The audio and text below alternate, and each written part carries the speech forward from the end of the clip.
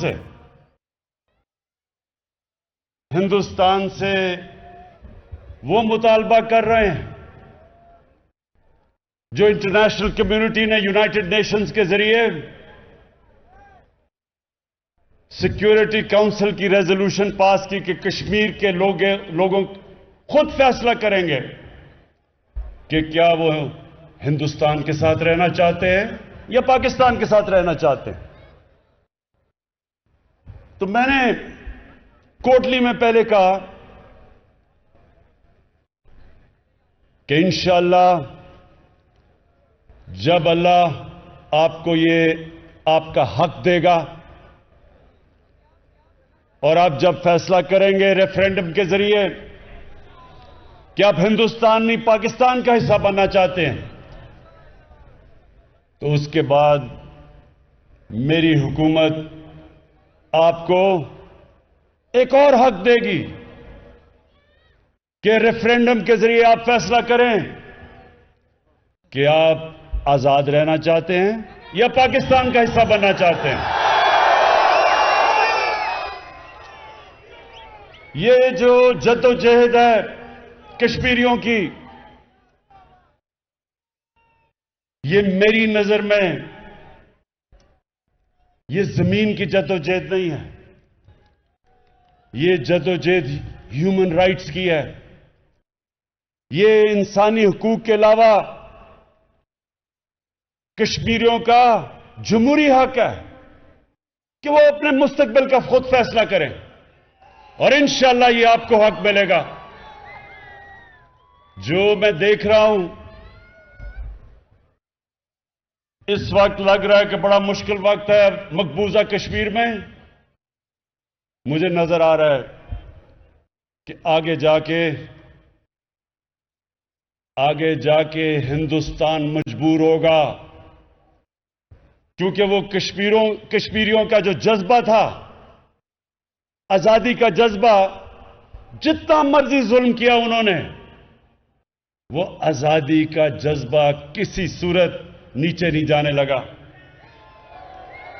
اور اس لیے میرا یہ ایمان ہے کہ کشمیری ادھر جدوجہد کر رہے ہیں، ادھر پاکستان اور کشمیریوں کا سفیر جو آپ کے سامنے کھڑا ہے، ادھر میں جدوجہد کروں گا آپ کے لیے.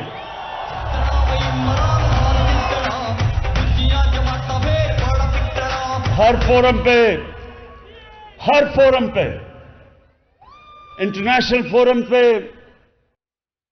دنیا کے جب سربراہ ملکوں کے سربراہ کو ملوں گا، ان کے سامنے، میڈیا کے سامنے، انٹرنیشنل میڈیا کے سامنے کشمیر کا کیس پیش کرتا رہوں گا. اچھا، آپ کے پاس یہ دو پرانی جماعتوں کے لوگ آ رہے ہیں اور کہہ رہے ہیں کہ جی ہمیں موقع دیا جائے پھر سے. تو میں دو چیزیں آپ کے سامنے رکھوں گا کہ آپ نے دو چیزیں پوچھنی ہیں ان سے ہمیشہ کہ آپ نے لوگوں کی زندگی بہتر کرنے میں کیا کیا؟ کیا آپ نے لوگوں کو مشکلوں سے، غربت سے نکالنے کے لیے کیا کیا؟ اور دوسری چیز آپ نے پوچھنی ہے کہ 5 سال آپ کو ملے تھے، 5 سال آپ کو حکومت میں ملے تھے، کتنا آپ نے دنیا میں جا کے کشمیریوں کا کیس لڑا؟ پوچھیں ان سے. کیس لڑنا تو دور کی بات، وہ نریندر مودی جس نے کشمیریوں کے اوپر سب سے زیادہ ظلم کیا، جب سے بی جے پی کا دور آیا سب سے زیادہ کشمیریوں پہ ظلم ہوا. پیلٹ گنز استعمال کی گئیں، نوجوانوں کو اندھا کیا گیا، ہر دوسرے دن کشمیریوں کی قربانی لی گئی. ہندوستان میں جب مسلمان گائے کا گوشت کھانے پہ ان کو قتل کیا گیا سڑکوں پہ، باقی بھی اقلیتیں کرسچن سکھ ان کو بھی برابر کا شہری نہیں سمجھا گیا، کیونکہ آر ایس ایس کی ایک آئیڈیالوجی ہے۔ وہ سمجھتے ہیں جو آئیڈیالوجی جو ہندوتا، وہ سمجھتے ہیں کہ باقی شہری، جو باقی اقلیتیں، باقی دین، وہ ان کے برابر کے نہیں ہیں۔ ان کی جو آئیڈیالوجی، یہ انہوں نے کس سے لی؟ نازی جرمنی میں 100 سال پہلے انہوں نے ان سے لی، جبکہ جرمن سمجھتے تھے کہ ہم کوئی خاص نسل ہیں اور باقی ہمارے برابر کے لوگ نہیں۔ یہ وہی آئیڈیالوجی ہے جو باقی کے لوگوں کو اپنے برابر نہیں سمجھتی۔ تو میں اب سوال پوچھتا ہوں کہ کتنی دفعہ اسد زرداری یا نواز شریف نے آر ایس ایس کا نام لیا؟ کتنی دفعہ مذمت کی جو مسلمانوں سے ہندوستان میں ہو رہا ہے؟ اور کتنی دفعہ انہوں نے انٹرنیشنل فورم پہ یہ آر ایس ایس کے نظریے جو کشمیریوں کو کچل رہا تھا، کتنی دفعہ انہوں نے اس کے خلاف اپنی آواز اٹھائی؟ کیوں نہیں اٹھائی؟ آواز اٹھانے تو دور کی بات ہے، اس کی منتیں کر کے نریندر مودی کو شادی پہ بلایا گیا آپ نے، اور پھر منتیں کر کے اس کا جب نریندر مودی پرائم منسٹر بنا تھا وہاں گیا، حریت کے لیڈرز کو نہیں ملا، کشمیر کی بات نہیں کی۔ فارن سیکرٹری تھی پاکستان کی، ان کا ٹی وی انٹرویو ہے، فارن سیکرٹری پاکستان کی کہتی ہیں کہ ہمیں حکم تھا کہ ہندوستان کی آپ نے تنقید نہیں کرنی۔ تو یہ کیوں تھا؟ کیوں نہ زرداری بولتا تھا، نہ نواز شریف بولتا تھا؟ تو اب یہ ذرا غور سے آپ نے میری بات سننی ہے کہ یہ کیوں تھا۔ میں نے، نوجوانوں آپ کے پاس موبائل فون ہے، ایک گوگل کر سکتے ہیں جو میں اب آپ کو بات بتانے لگا ہوں۔ میڈیا کے لوگ بھی ہیں، صحافی بھی ہیں، ذرا سب کو میں یہ سنانا چاہتا ہوں۔ ایک کتاب ہے، اس کا نام ہے دا وے آف دا ورلڈ۔ کس نے لکھی؟ اس کا نام ہے رون سوسکنڈ۔ دا وے آف دا ورلڈ، رون سوسکنڈ۔ اس کتاب پہ 292 صفحے کے اوپر چوتھے پیراگراف پہ ایک چیز لکھی ہے، وہ میں چاہتا ہوں غور سے سنیں، آپ کو پتہ چلے گا کہ یہ کیوں نہیں بولتے اور نہ بولیں گے ہندوستان کے خلاف، نریندر مودی کے خلاف۔ اس میں وہ لکھتا ہے، یہ ذرا غور سے سنیں آپ بات، کہ بے نظیر بھٹو، یہ 2007 کی بات ہے، وہ اپنے بیٹے کو ٹیلی فون پہ بتا رہی ہیں کہ کتنے پیسہ ان کے کتنے بینکوں میں، جو باہر بینک ہیں ان میں پیسہ پڑا ہوا ہے، ان کو نوٹ کروا رہی ہیں اپنے بیٹے کو، بلاول کو، کہ ان بینکوں میں ہمارے باہر پیسے پڑے ہوئے ہیں۔ اور یہ کون ریکارڈ کر رہا ہے؟ یہ باہر کی ایجنسیز کر رہی ہیں۔ اور پھر وہی ایجنسیز اس کو سامنے رکھتے ہوئے اسی کتاب میں آگے ہے کہ وہ بے نظیر بھٹو اور جنرل مشرف کا سمجھوتا کرواتے ہیں، جو جنرل مشرف نے این آر او دیا۔ اس سے آپ کو کیا چیز پتہ چلتی ہے؟ کہ اگر کسی بھی پولیٹیشین کا پیسہ، چوری کا پیسہ ملک سے باہر پڑا ہو، تو یہ سارے جو باہر کے مغرب کے ملک ہیں ان کو پتہ ہوتا ہے، اور وہ اس علم سے کہ ان کو پتہ ہے پیسہ کدھر ہے، وہ کنٹرول کرتے ہیں آپ کو۔ اور اسی کتاب میں بعد میں لکھتے ہیں کہ کیونکہ ان کو پتا تھا کہ ان کا پیسہ باہر کدھر کدھر پڑا ہوا ہے، اس کی وجہ سے انہوں نے پریشر کیا جنرل مشرف سے سمجھوتا کرنے کا، کیونکہ وہ دن تھے جب ایک وکلا کی موومنٹ چلی ہوئی تھی، الیکشن کا بوائیکاٹ کرنے جا رہے تھے 2008 میں، اے پی ڈی ایم کی جماعتیں ایک طرف تھیں، تو تب انہوں نے پیپلز پارٹی کو جنرل مشرف کے ساتھ سمجھوتا کروایا، اور ہم سارے تھے اے پی ڈی ایم میں، ہم کہہ رہے تھے چیف جسٹس کو نکالا، اس کو بحال کرو، ہم الیکشن نہیں لڑیں گے۔ ہمارے ساتھ نواز شریف بھی تھا، 3 دفعہ اس نے بیٹھ کے ہمارے ساتھ الیکشن کا بوائیکاٹ کیا، یہ سب ریکارڈ پہ ہے۔ اور اس کے بعد باہر سے اس کو حکم آیا، جدھر اس کے پیسے باہر پڑے تھے انہوں نے اس کو حکم کیا کہ الیکشن لڑو، اور اس نے ہم سب کو نہر کے پل پہ کھڑا کر کے خود جا کے الیکشن لڑ لیا۔ تو اس سے کوٹلی کے باشعور لوگوں سمجھنے کی بات ہے، آپ کے کتنے لوگ باہر مینچسٹر، انگلینڈ، کئی میں کشمیری وہاں سے ملتا ہوں جو کوٹلی سے آئے ہوئے ہیں، وہ سب سمجھتے ہیں ان چیزوں کو کہ اگر آپ کی چوری کی ہوئی جائیداد باہر کے ملکوں میں پڑی ہے، ان کو سب پتا ہوتا ہے اور وہ اس کے ذریعے کنٹرول کرتے ہیں۔ تو نواز شریف نے بھی الیکشن لڑا باہر کے حکم پہ، ادھر بھی پیپلز پارٹی نے بھی الیکشن لڑا، کیونکہ ان کو پتا تھا ان کی جائیداد کدھر ہے۔ اب نریندر مودی سے یہ اس کو کیوں ساتھ ملانا چاہتا تھا نواز شریف؟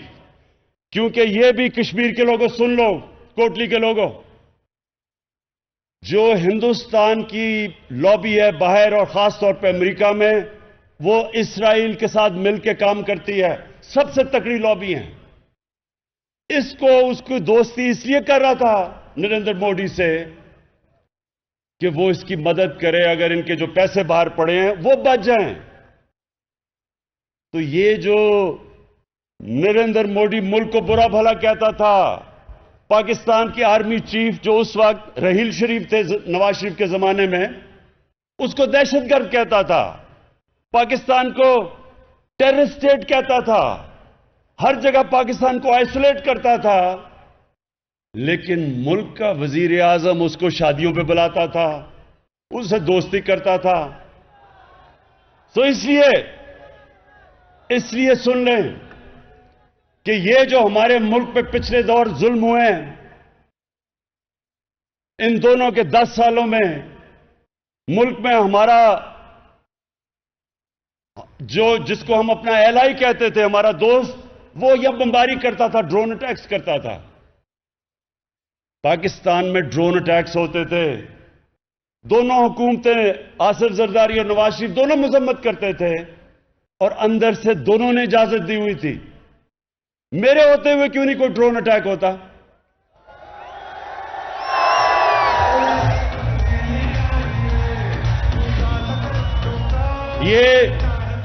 یہ کوٹلی کے لوگوں، یہ امریکہ کا قصور نہیں ہے، امریکہ کو برا بھلا نہیں کہنا چاہیے، ہمارے اپنے لوگوں نے اجازت دی ہوئی تھی اپنے لوگوں پہ بمباری کرنے کی، اور منافقت، پبلک میں مذمت، اور ان کو اجازت دے رہے ہیں۔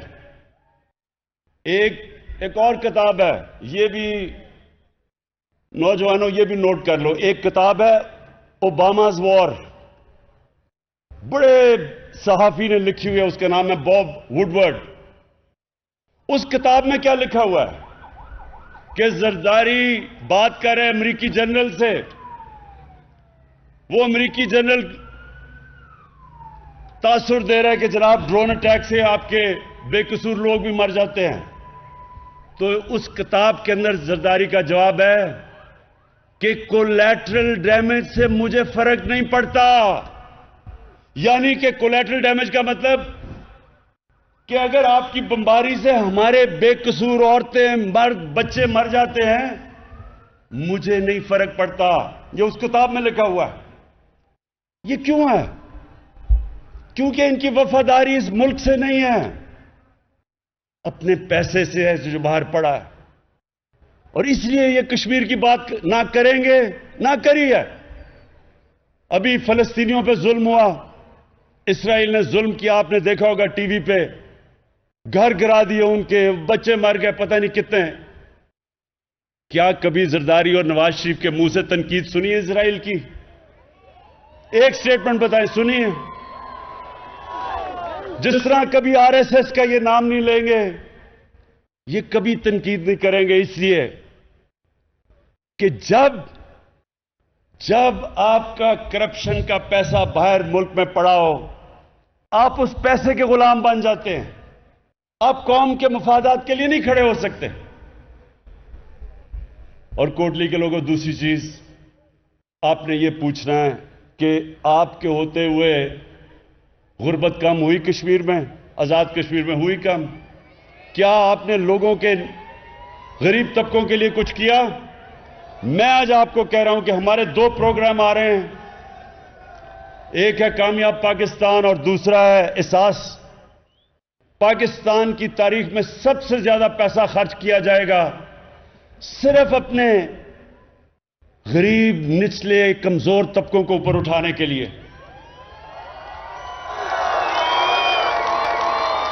کامیاب پاکستان میں ایک خاندان جو 40% نیچے خاندان ہے، اس کو سود کے بغیر قرضہ، ایک فرد کو، تاکہ وہ اپنی دکان کر سکے، اپنی ذمہ داری کر سکے، اس کو سود کے بغیر قرضہ۔ دوسرا، اس خاندان کو ہمارا نیا پاکستان ہاؤسنگ ہے، اس میں ہم مائکرو فائنانس کے ذریعے بالکل سستے قرضے دیں گے تاکہ وہ اپنا گھر بنا سکیں۔ یہ پہلی دفعہ پاکستان میں ہوگا۔ تیسری چیز کہ وہ ایک گھر کے اندر ایک فرد کو ٹیکنیکل ایجوکیشن دیں گے تاکہ وہ اپنی کوئی نوکری اور ہنر سیکھ سکے۔ آج کل کمپیوٹر ایج ہے، بڑے آسانی سے انفارمیشن ٹیکنالوجی کے اندر اگر ٹریننگ مل جائے تو وہ بڑے آسانی سے پیسے کما سکتے ہیں۔ اور پھر ہیلتھ کارڈ، ہر نچلے خاندان کو ہیلتھ کارڈ ملے گا، 10 لاکھ روپیہ کسی بھی ہسپتال میں جا کے اگر کوئی بیمار ہو علاج کروا سکتا ہے۔ اور پھر احساس پروگرام دسمبر میں شروع ہو رہا ہے، نچلے 40% خاندانوں کے لیے جو مہنگائی آئی ہے دنیا میں اس وقت 40% کھانے پینے کی چیزیں مہنگی ہوئی ہیں جب سے یہ کرونا ہوا ہے، تو اس کے لیے ہم 40% نیچے خاندانوں کی کھانے پینے کی چیزیں، گھی، دال، چینی، آٹا، اس کے لیے ڈائریکٹ سبسڈی دیں گے ان کو تاکہ ان کو سب سے سستی کھانے پینے کی چیزیں ملیں۔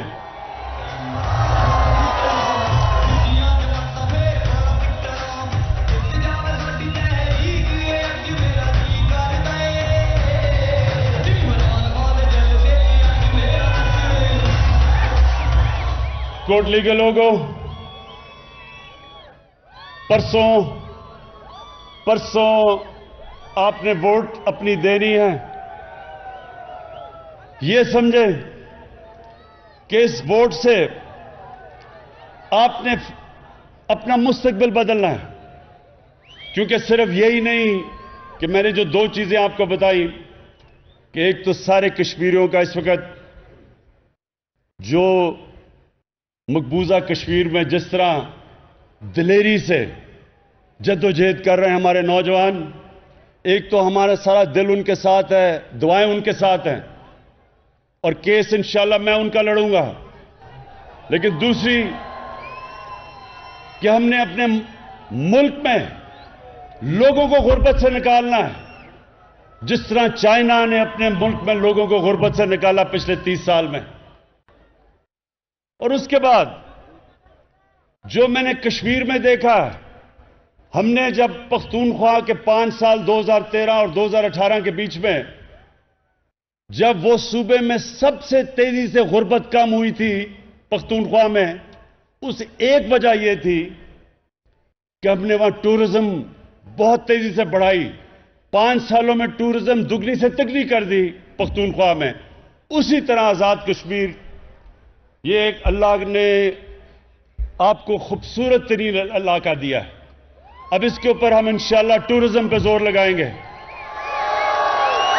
اور اس کی وجہ سے انشاءاللہ آپ کے نوجوانوں کو باہر نوکریاں ڈھونڈنے نہیں جانا پڑے گا.